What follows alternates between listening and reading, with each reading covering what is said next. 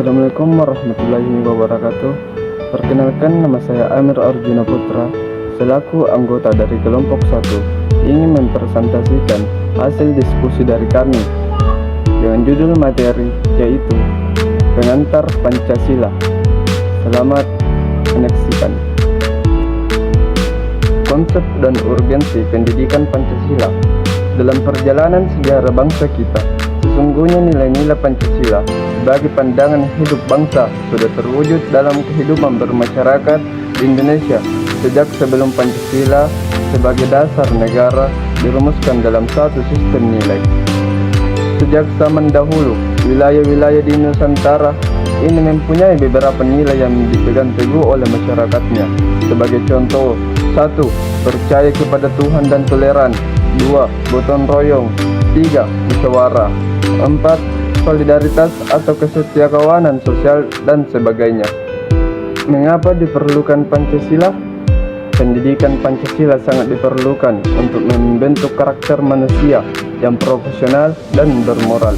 Hal tersebut dikarenakan perubahan dan infiltrasi budaya asing yang bertubi-tubi mendatangi masyarakat Indonesia bukan hanya terjadi dalam masalah pengetahuan dan teknologi, tetapi juga berbagai aliran atau mainstream dalam berbagai kehidupan bangsa.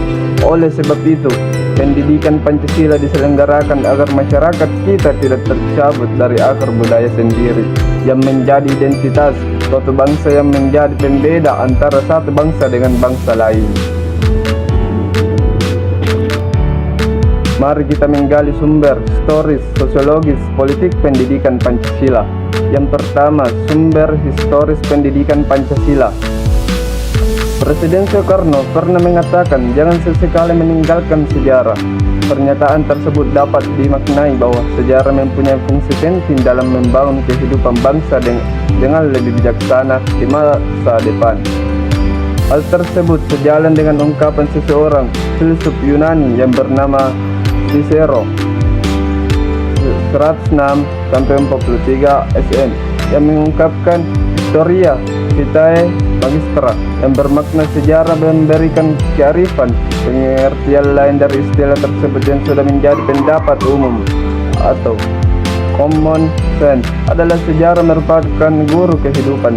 Implikasinya, pengayaan materi perkuliahan Pancasila melalui pendekatan historis adalah amat penting dan tidak boleh dianggap remeh guna mewujudkan kejayaan bangsa di kemudian hari. Melalui pendekatan ini, kita dapat mengambil pelajaran atau hikmah dari berbagai peristiwa sejarah, baik sejarah nasional maupun sejarah-sejarah bangsa-bangsa lain. Nomor 2. Sumber sosiologis pendidikan Pancasila.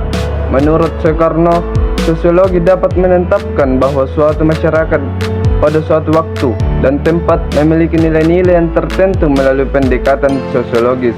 Anda diharapkan mengkaji struktur sosial, proses sosial termasuk perubahan-perubahan sosial, dan masalah-masalah sosial yang patut disikapi secara arif dengan menggunakan standar nilai-nilai yang mengacu kepada nilai-nilai Pancasila. Yang ketiga, sumber politik pendidikan Pancasila. Pancasila dalam tataran tertentu merupakan ideologi politik yang mengandung nilai-nilai yang menjadi kaidah penuntun dalam mewujudkan tata tertib sosial politik yang ideal. Hal tersebut sejalan dengan pendapat Budiarjo, yakni ideologi politik adalah himpunan nilai-nilai, ide-ide, norma-norma kepercayaan dan keyakinan suatu Weltanschauung yang dimiliki seseorang atau sekelompok orang atas dasar mana dia menentukan sikapnya terhadap kejadian yang problema politik yang dihadapi dan yang menentukan tingkah laku politiknya. Membangun argumen tentang dinamika dan tantangan pendidikan Pancasila. 30% sampai 70% dinamika pendidikan Pancasila pada masa awal kemerdekaan. Pembudayaan nilai-nilai tersebut dilakukan dalam bentuk pidato-pidato para tokoh bangsa dalam rapat-rapat akbar yang disiarkan melalui radio dan surat kabar. Kemudian pada tanggal 1 Juli 1947 diterbitkan sebuah buku yang berisi pidato Bung Karno tentang lahirnya Pancasila. Buku tersebut disertai kata pengantar dari Dr. KRT Rajiman Wedjodiningrat yang kita ketahui sebelumnya beliau menjadi Kaitjo atau ketua Dokuritsu Sunbi Tosakai atau Badan Penyelidik Usaha Persiapan Kemerdekaan. 40% sampai 60% tantangan pendidikan Pancasila. Tantangannya ialah bagaimana agar mata kuliah pendidikan Pancasila dapat diselenggarakan di berbagai program studi dengan menarik dan efektif. Tantangan ini dapat berasal dari internal perguruan tinggi, misalnya faktor ketersediaan sumber daya dan spesialisasi program studi yang makin tajam, atau menyebabkan kekurangan tertarikan sebagai mahasiswa terhadap pendidikan Pancasila. Sedangkan tantangan yang bersifat eksternal antara lain adalah krisis keteladanan dari para elit politik dan maraknya gaya hidup hedonistik di dalam masyarakat. Mendeskripsikan esensi dan urgensi pendidikan Pancasila untuk masa. Menurut penjelasan pasal 35 ayat 3 Undang-Undang RI nomor 12 tahun 2012 tentang pendidikan tinggi, yang dimaksud dengan mata kuliah pendidikan Pancasila adalah pendidikan untuk memberikan pemahaman dan penghayatan kepada mahasiswa mengenai ideologi bangsa Indonesia.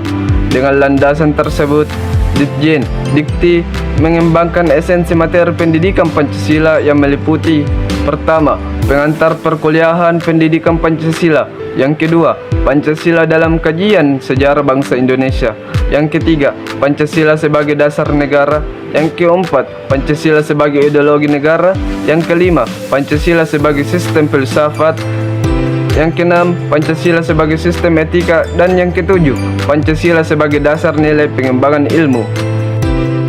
Baik, sebagai kesimpulan pada materi yang kali ini yang saya bawakan, yaitu pendidikan Pancasila merupakan usaha sadar dan terencana untuk mewujudkan suasana belajar dan proses pembelajaran agar mahasiswa secara aktif mengembangkan potensi dirinya untuk memiliki pengetahuan, kepribadian, dan keahlian sesuai dengan program studi masing-masing, sehingga mampu memberikan kontribusi yang konstruktif dalam bermasyarakat, berbangsa, dan bernegara dengan mengacu kepada nilai-nilai Pancasila.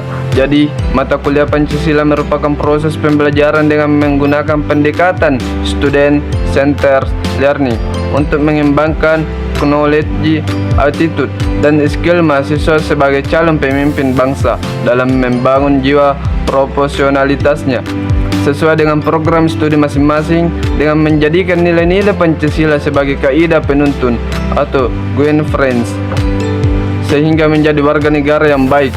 Mungkin hanya itu yang dapat saya sampaikan dan jelaskan mengenai materi pengantar Pancasila. Jika ada kesalahan kata atau pengucapan, mohon dimaafkan. Wabillahi taufiq wal hidayah. Wassalamualaikum warahmatullahi wabarakatuh.